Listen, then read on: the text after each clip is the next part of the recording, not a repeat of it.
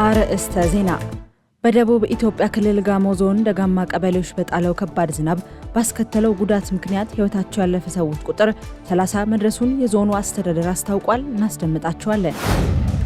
የንግድና ቀጠናዊ ትስስር ሚኒስቴር የነዳጅ ምርቶች የችርቻሮ መሸጫ ዋጋ ላይ ማስተካከያ ማድረጉን አስታውቋል። ቀደም ሲል በሊትር 129 ብር ይሸጥ የነበረው ነጭ ናፍጣ የ10 ብር ጭማሪ ተደርጎበት 139 ብር እንዲሁም ኬሮሲን የ17 ብር ከፍተኛ ጭማሪ በማሳየት 146 ብር እንዲገባ ተደርጓል። በዝርዝር ይዘነዋል። በኢራን ፖሊስ በእስራኤል ጥሪ ለተቃውሞ የሚወጡ ኢራውያንን አስጠንቅቋል። የኢራን ፖሊስ አዛዥ አህመድ ሬዛ ራዳን በስርዓቱ ላይ አደባባይ ወጥተው ሊቃወሙ የሚችሉ ኢራናውያን እንደ ጠላት እንደሚስተናገዱ አስጠንቅቀዋል። ነግራቸዋለን። ዩክሬን በዲኒፕሮፔትሮቭስክ ክልል ባካሄደችው መጠነ ሰፊ መልሶ ማጥቃት ዘመቻ 400 ስኩዌር ኪሎ ሜትር የሚሸፍን ግዛት ማስለቀቋን አስታወቀች። ከፍተኛ ወታደራዊ መኮንን የሆኑት ጀነራል አሌክሳንደር ኮማሬንኮ እንደገለጹት በአሁኑ ወቅት የዩክሬን ጦር ክልሉን አብዛኛው ክፍል ሙሉ በሙሉ በሚባል ደረጃ ተቆጣጥሯል። ዝርዝሩን ይዘናል። ጤና ይስጥልኝ ሀገሬ ቴሌቪዥን ተመልካቾቻችን እንደምን ቆይታችኋል? የዕለቱን የምሳሳት ዜናዎች ወደ እናንተ ማድረስ ጀምረናል። ከሀገር ውስጥ እንዲሁም ከውጭ ያዝናቸው መረጃዎች ምህረት ደግፍ የማስደምጣቸው ይሆናል።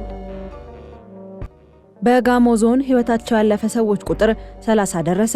በደቡብ ኢትዮጵያ ክልል ጋሞ ዞን ደጋማ ቀበሌዎች የጣለው ከባድ ዝናብ ባስከተለው ጉዳት ምክንያት ህይወታቸው ያለፈ ሰዎች ቁጥር 30 መድረሱን የዞኑ አስተዳደር አስታውቋል።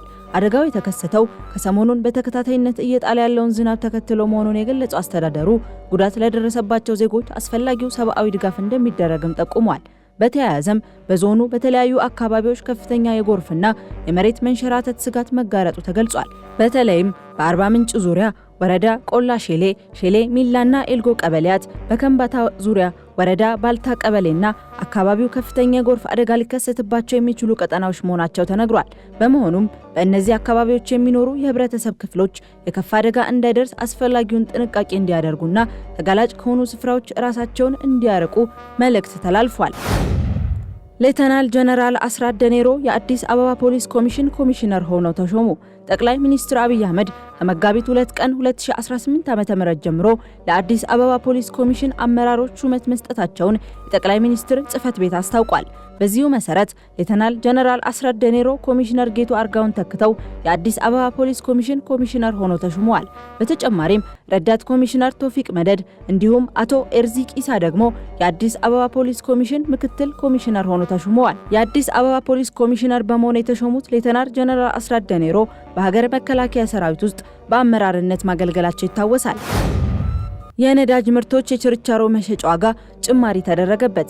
የንግድና ቀጠናዊ ትስስር ሚኒስቴር የነዳጅ ምርቶች የችርቻሮ መሸጫ ዋጋ ላይ ማስተካከያ ማድረጉን አስታውቋል። በዚህ አዲስ መመሪያ መሰረት ቀደም ሲል በሊትር 129.12 ብር ይሸጥ የነበረው ነጭ ናፍጣ የ10.72 ብር ጭማሪ ተደርጎበት በ139.84 ብር፣ ኬሮሲን የ17.2 ብር ከፍተኛ ጭማሪ በማሳየት 116.14 ብር እንዲገባ ተደርጓል። ይህም ባለፉት ወራት ሲሸጥ ከነበረው 129.12 ብር ዋጋ ጋር ሲነጻጸር ከፍተኛ ልዩነት የታየበት መሆኑም ተጠቅሷል። በተመሳሳይ ቤንዚን የ3.6 ብር ተጨማሪ ተደርጎበት 132.18 ብር እንዲሸጥ የተወሰነ ሲሆን ሌሎች የነዳጅ ምርቶችም አዲስ ዋጋ ወጥቶላቸዋል። በዚሁ መሰረት ቀላል ጥቁር ናፍጣ 137 ብር፣ ከባድ ጥቁር ናፍጣ 133.45 ብር እንዲሁም የአውሮፕላን ነዳጅ 145.23 ብር ሆኖ ተግባራዊ እንዲሆን ታዟል። የንግድና ቀጠናዊ ትስስር ሚኒስቴር ይህ የዋጋ ማስተካከያ ከዛሬ ጀምሮ በሁሉም የነዳጅ ማደያዎች ተግባራዊ እንዲሆንና አፈጻጸሙም ጥብቅ ክትትል እንዲደረግበት መመሪያ አስተላልፏል። የ1.5 በመቶ የቴሌኮም ገቢ ክፍያን የሚደነግገው አዲስ ደንብ ጸደቀ። የ1.5 በመቶ የቴሌኮም ገቢ ክፍያን የሚደነግገው አዲስ ደንብ መጽደቁ ተነግሯል። የሁሉን አቀፍ የተደራሽነት ፈንድ የአሰራርና የአስተዳደር ስርዓት ተዘርግቷል።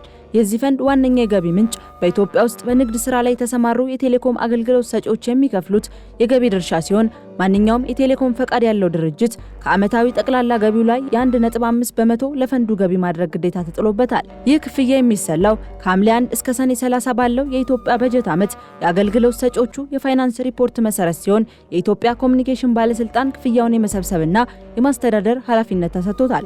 ሆኖም አዳዲስ ገበያውን የሚቀላቀሉ አገልግሎት ሰጪዎችን ለማበረታታት የ3 ዓመት የችሮታ ጊዜ ተፈቅዶላቸዋል። አገልግሎት ሰጪዎቹ የሚጠበቅባቸውን የ1.5 በመቶ ክፍያ በቀጥታ ለፈንዱ ገቢ ማድረግ ይችላሉ። ካልሆነ ግን ክፈል ወይም አልማ በተሰኘው መርህ መሰረት ባለስልጣኑ በለያቸው የገጠርና ያልተዳረሱ አካባቢዎች ላይ ራሳቸው መሰረተ ልማት በመገንባትና አገልግሎት በመስጠት ግዴታቸውን መወጣት ይችላሉ ተብሏል። እንደ ደንብ ከሆነ አንድ የቴሌኮም ኦፕሬተር መዋጮውን በወቅቱ ካልከፈለ ለመጀመሪያው 1 ወር መዘግየት የ2 በመቶ ቅጣት ይጣልበታል። ከዚያ በኋላ ላለው ለእያንዳንዱ ወር መዘግየት ደግሞ የ5 በመቶ ተጨማሪ ቅጣት እንዲከፈልበት ይገደዳል ሲል ካፒታል አስነብቧል። የኮንጎ ጦር የሩዋንዳ ድሮኖችን መቶ መጣሉን ገለጸ። የዲሞክራቲክ ሪፐብሊክ ኮንጎ ጦር በሀገሪቱ ምስራቃዊ ክልል ጥሰው የገቡ የሩዋንዳ ድሮኖችን መቶ መጣሉን አስታውቋል። የሀገሪቱ ጦር ትላንት ማክሰኞ በሰጠው መግለጫ በደቡብ ኪቩ ግዛት ማኪንጌ በተባለ ስፍራ ድሮኖችን መቶ መጣሉን የገለጸ ሲሆን ድርጊቱን የሉዓላዊነት ጥሰትና አዲስ ትንኮሳ ሲል ጠርቶታል። በተያያዘም ከሳምንት በፊት አሜሪካ የኤም23 አማጺ ቡድንን ይደግፋሉ በሚል በሩዋንዳ 4 ከፍተኛ አመራሮች ላይ እገዳ የጣለች ሲሆን ሩዋንዳ ግን ይደገፋሉ የሚለውን ሐሳብ አስተባብላለች። የኤም23 አማጺ ቡድን ባለፈው ዓመት መጀመሪያ ላይ የኮንጎን ዋና ግዛቶች ተቆጣጥሮ የነበረ ሲሆን አሁንም ግዛታቸውን በማስፋፋት ላይ እንደሚገኙ አናዶሉ ዘግቧል። ሁለቱ ሀገራት ከዚህ ቀደም በዋሽንግተን ስምምነት ማድረጋቸው የሚታወስ ነው። የኢራን ፖሊስ በእስራኤል ጥሪ ለተቃውሞ የሚወጡ ኢራናውያንን አስጠነቀቀ። የኢራን ፖሊስ አዛዥ አህመድ ሬዛ ራዳን በስርዓቱ ላይ በአደባባይ ወጥተው ሊቃወሙ የሚችሉ ኢራናውያን እንደ ጠላት እንደሚስተናገዱ አስጠንቅቀዋል። አዛዡ አንድ ሰው በጠላት ትዕዛዝ ከመጣ እንደ ተቃዋሚ አንቆጥረውም፣ ጠላትን እንደምናስተናግደው እናስተናግደዋለን፣ እናም ከጠላት ጋር በምንገጥምበት ተመሳሳይ እርምጃ እንወስድበታለን ሲሉ ተናግረዋል። ሁሉንም ነገር ለመከላከል ዝግጁ በመሆን የሁሉንም ኃይሎቻችን ጣቶች በቃታ ላይ ናቸው ሲሉ አክለዋል። የእስራኤል ጠቅላይ ሚኒስትር ቤንያሚን ኔታንያሁ ለኢራን ሕዝብ በቀጥታ ባስተላለፉት መልእክት በስርዓቱ ላይ እንዲነሱ አሳስበው ነበር። ኔታንያሁን ጨምሮ የእስራኤል ባለስልጣናት እየተካሄደ ያለው ግጭት በኢራን የስርዓት ለውጥ ሊያመጣ ይችላል ብለው ተስፋ እንደሚያደርጉም በአደባባይ ተናግረዋል። ኢራን በቅርቡ በታህሳስ ወር መገባደጃ ላይ የጀመረውን ሀገር አቀፍ የጸረ ስርዓት ተቃውሞ ማዕበልን ተከትሎ በኢራን ታሪክ ውስጥ እጅግ ገዳይ የሆነውን የማፈን እርምጃ መወሰዱ ሲገለጽ ቆይቷል። መቀመጫውን አሜሪካ ያደረገው የሰብአዊ መብት ተሟጋች የዜና ወኪል ሂራና በዚያ ማዕበል ወቅት ቢያንስ የ7000 ሰዎች መገደልን ማረጋገጡን ተናግሯል። ዩክሬን የዲኒፕሮፔትሮቭስክ ክልል አብዛኛውን ክልል ከሩሲያ ማስለቀቋን አስታወቀች። ዩክሬን በዲኒፕሮፔትሮቭስክ ክልል ባካሄደችው መጠነ ሰፊ የመልሶ ማጥቃት ዘመቻ 400 ስኩዌር ኪሎ ሜትር የሚሸፍን ግዛት ማስለቀቋን አስታውቃለች። ከፍተኛ ወታደራዊ መኮንን የሆኑት ጀነራል አሌክሳንደር ኮማሬንኮ እንደገለጹት በአሁኑ ወቅት የዩክሬን ጦር የክልሉን አብዛኛው ክፍል ሙሉ በሙሉ በሚባል ደረጃ ተቆጣጥሯል ብለዋል። ይህም ቭላዲሚር ፑቲን በዶንባስ አቅራቢያ ተጨማሪ ወታደራዊ ጥቃቶችን ለመሰንዘር እንዲረዳቸው ሊፈጥሩት የነበረውን የመከላከያ ቀጠና እቅድ ያከሸፈ መሆኑ ተገልጿል። በዲፕሎማሲው ረገድ የአሜሪካ ፕሬዝዳንት ዶናልድ ትራምፕ ከሩሲያ አቻቸው ቭላዲሚር ፑቲን ጋር ለ1 ሰዓት ያህል በስልክ መወያየታቸውን አስታውቋል። ትራምፕ ውይይቱን በጣም ጥሩ ሲሉ የገለጹት ሲሆን ትኩረቱም በዩክሬንና በመካከለኛው ምስራቅ ጦርነት ላይ ያተኮረ ነበር። ፕሬዝዳንት ትራምፕ ሩሲያ ለዲፕሎማሲያዊ መፍትሄዎች ፍላጎት ካሳየች አሜሪካ ከነዳጅ ጋር በተያያዘ በአንዳንድ ሀገራት ላይ የጣለችውን ማዕቀብ ልታላላ እንደምትችልም ፍንጭ ሰጥተዋል።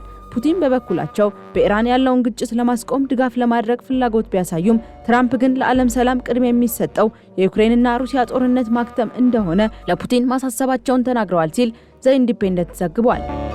ተመልካቾቻችን ለሰዓቱ የያዝናቸው መረጃዎች እነዚህን ይመስሉ ነበር። ከቀሪ ጣቢያው ፕሮግራሞች ጋር መልካም ቆይታ